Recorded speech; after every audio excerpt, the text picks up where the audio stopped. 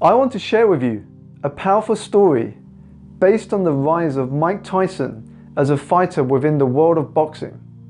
There was a time in which he had a meal at Cus D'Amato's house, D'Amato being a 70-year-old Italian coach for boxers.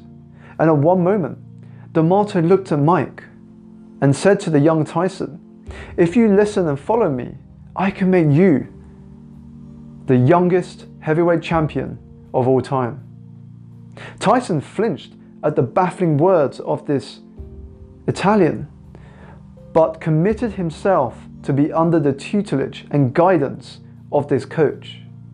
Day in and day out, Tyson would wake up at 4 in the morning and pound the pavements, running 3 to 5 miles, as well as training tirelessly in the gym every single week.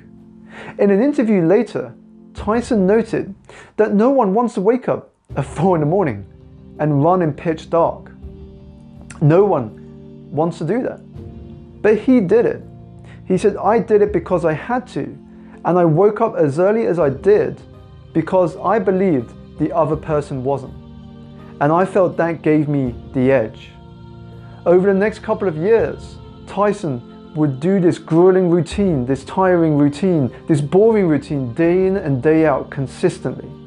In the evenings, he would watch videos of the best fighters at the time, studying why they were the best, often falling asleep by 9:30 ahead of the next day's training. And eventually, this paid off for Tyson. By 1982, Tyson had beaten every amateur boxing opponent he had faced. And by the end of 1986, Tyson knocked out Trevor Berbick in under 6 minutes to become the youngest heavyweight champion of all time. The youngest heavyweight champion of all time. This story, this powerful story, reminds me of a saying that goes like this: everyone wants to be successful until they see what it actually takes. Much about success is doing the work that others aren't willing to do consistently. And you see, this is the truth about success. There is no such thing as overnight success. There is only overtime success. Overnight success is what we see, but it's actually the result of consistent action compounded over time. When we look at social media, when we read the magazines, when we look at media, we see the results of that success. But what we don't see in the public is what goes on behind the scenes. We don't see what's not documented, which is the regime and the life that we commit ourselves to in order to achieve these big successes. Tony Robbins even noted it once, in which he said, "We get rewarded in public for what we spend years, often decades, in private practicing.